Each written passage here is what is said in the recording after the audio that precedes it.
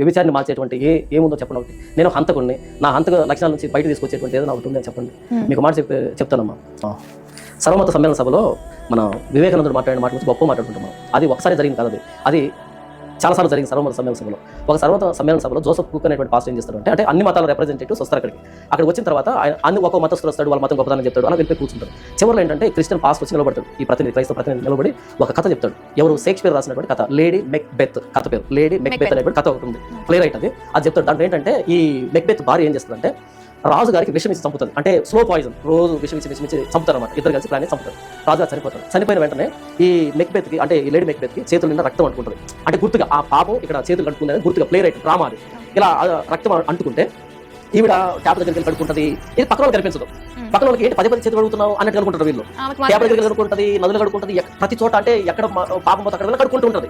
అందరూ ఎందుకు అన్నిసార్లు కడుకుంటున్నావు అనేటట్టుగా అంటుంటారు. పిచ్చి పట్టిందని అంటే పిచ్చిదాన్ని తయారైపోతుంది. తనకు మాత్రం రక్తం ఫ్రెష్ కనపడుతుంది, ఇంకెవరు కనపడదు. ఎక్కడ నేను పరిస్థితి వల్ల కడగడం కానీ బాగా రక్తం మొదలు అంటే అది అంటుకోను. ఇది చెప్పి జోసెఫ్ కుక్ అనేటువంటి ఆయన ఒక ప్రశ్న అడుగుతాడు, ఇంతవరకు మీ మతాలు గొప్పతనం మీరు చెప్పారు, అయితే నేను అడుగుతున్న ప్రశ్న ఏంటంటే లేడీ మెక్బెత్ చేతుకున్నటువంటి రక్తాన్ని కడగగలిగినటువంటి ఔషధం మీ మతాల్లో ఉందా అని అడుగుతాడు.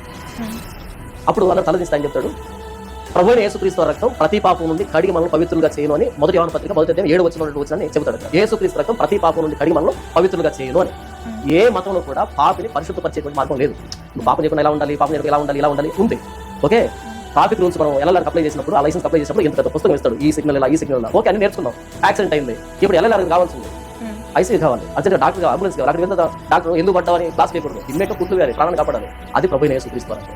నేను చెడిపోయిన నన్ను నా పాపాన్ని కడగలిగినటువంటి వ్యవస్థ ఎక్కడ ఉంది? ఏ మతం ఉంది? ఏ మతంలో ఆ నియమం చెప్పండి. నేను పాపినే, నాకు మనసాక్షి దోషారోపణ చేస్తుంది. చెప్పు మీ మతంలో కానీ ఏదైనా తీసుకో. నా పాప ఆరోపణ నుంచి నన్ను బయటికి తీసుకొచ్చేటువంటి ఏముంది మీ దగ్గర?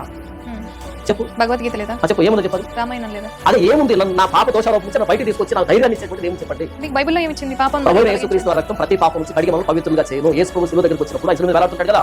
ఎందుకని శిలువ మీద వేలాడుతున్నాడంటే మనం చేసిన పాపాన్ని బట్టి నా పాపానికి రావాల్సిన శిక్ష ఆయన శిలువ మీద అనుభవించాడు. అందుకని మీరు పాపం చేయట్లేదు. ఇప్పుడు నా ధైర్యం వచ్చింది. నేను మళ్ళీ నా లైఫ్ న్యూ స్టార్ట్ చేయడానికి, కొత్తగా స్టార్ట్ చేయడానికి నాకు ఇంకొక అవకాశం వచ్చింది. దీనికి ఆయన పరిశుద్ధాత్మ నాకు అనుగ్రహించాడు పదా ముందుకని. కాబట్టి నేను చేసిన పాపానికి పెనాల్టీ ఆయన కట్టేశాడు. సో అది ధైర్యాన్ని ఇచ్చింది. ఓకే, పాపం చేసిన వాళ్ళు పాపం పోవాలి అంటే ప్రభువైన యేసుక్రీస్తు అని అంగీకరించాలని కడగబడాలి. అంగీకరించిన తర్వాత పాపం చేయొచ్చా? బైబిల్ అలా చెప్పలేదమ్మా. అంగీకరించిన తర్వాత ప్రభువైన యేసుక్రీస్తు సారూప్యతలో ఎదగాలి, పరిశుద్ధతను అభ్యాసం చేయాలి. ఓకే, ఒకవేళ బాప్తిజం తీసుకున్న తర్వాత పాపం చేస్తే క్షమాపణ అడగాలి, సరి చేసుకోవాలి, పడిన ప్రతిసారి లేవాలి, మళ్ళీసారి పాపం చేస్తే లేవాలి, పాపం చేసుకొని మాట్లాడాలి. చనిపోయేంత వరకు తిరిగి లేవడానికి ప్రయత్నం చేయాలి.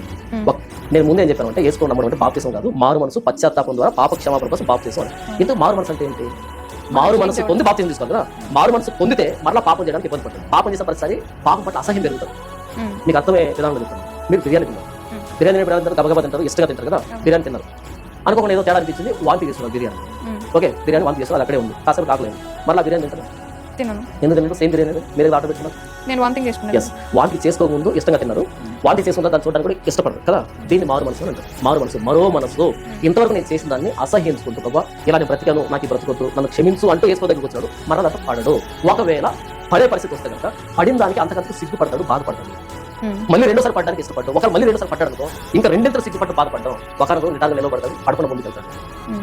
అంతేగాని మేము పదే క్షమిస్తుంటాగా చెప్పింది. ఒక్కసారి మారు మనసు ద్వారా వచ్చిన వాడు ఇంకోసారి పడడానికి ఇష్టపడ్డు.